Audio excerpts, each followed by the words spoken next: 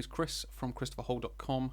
Welcome to today's whiteboard where we're talking about core training, but we're going to be focusing on the Latissimus dorsi. Now, it's not necessarily a muscle that we associate with core training, but it's a very important muscle when we're talking about the torso, keeping the spine stable, keeping the spine healthy. So we're going to explain a little bit more about that and how it works and integrates with different muscles as well. So we're going to look at three different parts, so three different slides. We're going to look at the anatomy first, then we're going to look at the function, then we're going to start talking about exercises that it's involved in. And before we start, talk about my social channels. So if you want to come along, like and follow, you can go to Twitter, which is @ChristopherHole. You can go to Facebook, which is Christopher Hole Training, or you can go to Instagram, which is Christopher Hole as well. It'd be great to have you there. Like and follow. I'm sharing all the time, so please do like, follow, comment, and share would be great. Alternatively, you can come to the website, where you can go to ChristopherHole.com/join. You can join the monthly newsletter, which is it's all video content. We try and share as much as we can about health and fitness, or anything that fits under that umbrella. So it could be exercise, could be nutrition, could be behavior, habits, all those different types of things. We try and cover all in video content to keep it as engaging as possible. There's always a theme each month, so we'll always be talking about something different each month. So yeah, please do come along, sign up to that, and again, it'd be great to have you there. You can ask any questions you want, and I can answer them as best to my ability. So coming back to today's video, we're talking about Latissimus dorsi, how it's involved in core training. So we'll get into the first one, which is the anatomy. So to keep it as simple as possible, you've got an origin to the muscle, which you could say is the start of the muscle, and then you've got an insertion, which is the end of the muscle, if you will, if you want to put it like that. Now, the start of the muscle is all down these, what they're called spinous processes, all down here. It then goes across onto the iliac crest, which is here, and you've then got the inferior 3 or 4 ribs. So you've got the ribs underneath the muscles here as well. So if you want to put all the technical terms around it, that's there. So you've got the spinous processes of vertebrae T7 to L5, the thoracolumbar fascia, which is this sort of white material here. You've got the iliac crest, which is the bone in the pelvis. You've got inferior ribs, 3 or 4 inferior ribs, so the ribs at the bottom, and the inferior angle of the scapula. So it's quite a large muscle, and it starts in a lot of places. But what this shows us is it covers a lot of the torso, because when we look at the end of the muscle, it's the floor of the intratubercular groove of the humerus. So it basically goes into the sort of inside back of the arm here. So you could say it spans the whole of the back. It spans the majority of the spine. So when we're talking about exercises later, you're going to see that, or certainly the function, we're going to see that it stabilizes the spine. It creates a lot of core stability and spine stability. So it's going to help us keep a healthy back when we're talking about creating a strong core, if you will. You've also got 2 points down here. It's some fascia crosses the midline. So the midline is obviously the spine, so you've got some fascia crosses the midline, and what that helps us understand is it completes the loop from the abdomen. So if you watched my video on the abdominal wall, where I talked about the rectus abdominis, which is the six-pack muscle, you've got the obliques, but what you've also got is the abdominal fascia. Now, this thoracolumbar fascia completes that loop of the abdomen, so it goes all the way around. So you could say it connects the back to the front. It connects the back and the 2 sides and the front. So all of these muscles, the Latissimus dorsi, the abdominal, the rectus abdominis, the obliques, the abdominal wall, to some degree, they're all connected.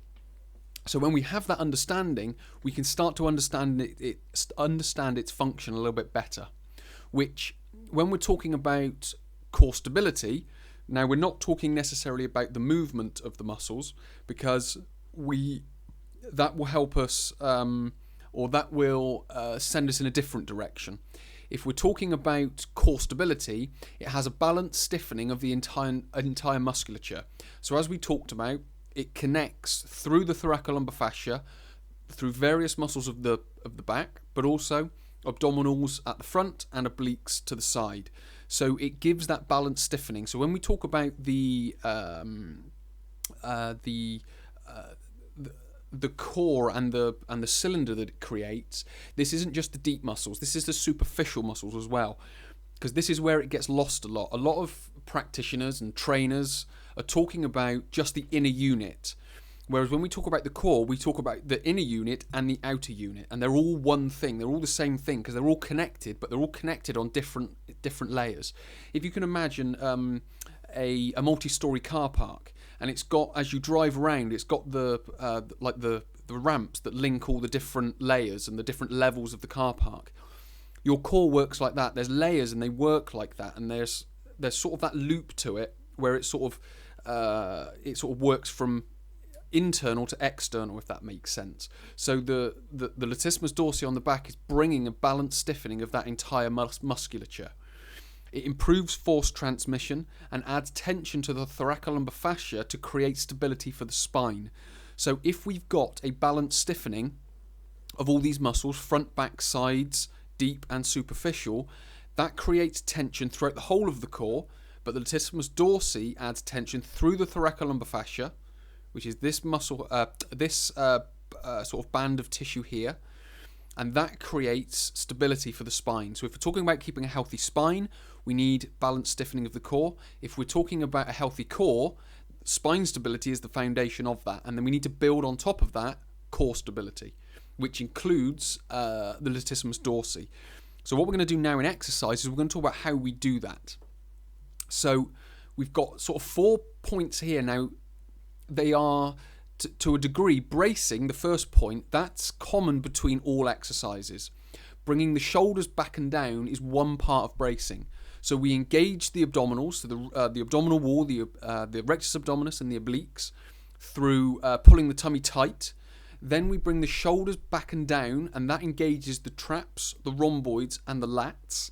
And then if we are using a bar, like in this picture here, in a pull-up, or in a like a bench press, then we would talk about external rotation and bending the bar. So it's quite universal between a lot of exercises. So we've got things like the plank. So when we're doing the plank, we want to engage the shoulders within it. We don't just want to focus on the tummy, because there's the whole thing about hollowing, which has its place. If it's low load, it has its place. If it's heavy load, we've got to think about bracing. Then we move into the bird dog. Now when we talk about the bird dog, that's being on all fours, and the opposite arm and leg goes out, back onto all fours again. So when we go out, we want to be able to maintain spine position. We want to move from the hips and the shoulders and create tension through the whole system. So we want to be able to focus on creating tension, because if we can do it in a very simple movement like the bird dog, then it's going to help us when it comes to more complex exercises like bench press, overhead press, rows, pull-ups, squats, deadlifts and things like that, because then our brain will recognize the pattern. If we do it in simple movements, it will be able to recognize it in more complex movements. We've then got the bench press, which is bracing, shoulders back and down, external rotation and bending the bar. Overhead press and rows are the same. Now what that looks like on the bar is, you can see here with this pull-up, shoulders are up by the ears. That's an unengaged latissimus dorsi. When we pull the latissimus dorsi and engage that muscle, you can see here that the shoulders get pulled away because the lats are pulling the shoulders down. Now that takes a degree of strength anyway, so you may need to start more simple than that.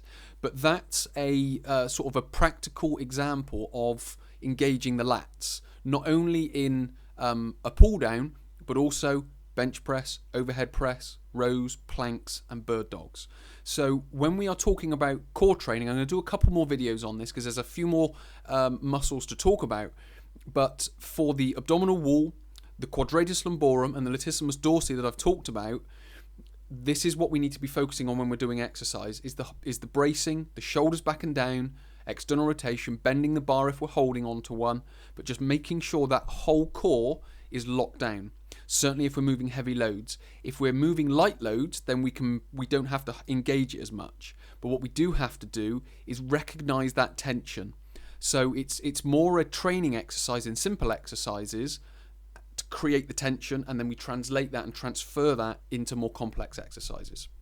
So Hopefully that's given you a bit better idea of the Latissimus dorsi and how it's working in core training, and hopefully it gives you a better understanding of core training altogether. So what that will help you do is use that, take it into the gym, allow your core to become more stable, your spine to become more stable throughout. So many thanks for watching. Just before I go, just quickly mention again my social channels. You can go to Twitter at Christopher Hole, Facebook Christopher Hole Training, Instagram Christopher Hole, or alternatively come to the website and sign up to the monthly newsletter at christopherhole.com/join. Many thanks for watching. My name is Chris from christopherhole.com. I'll speak to you next week in the next video.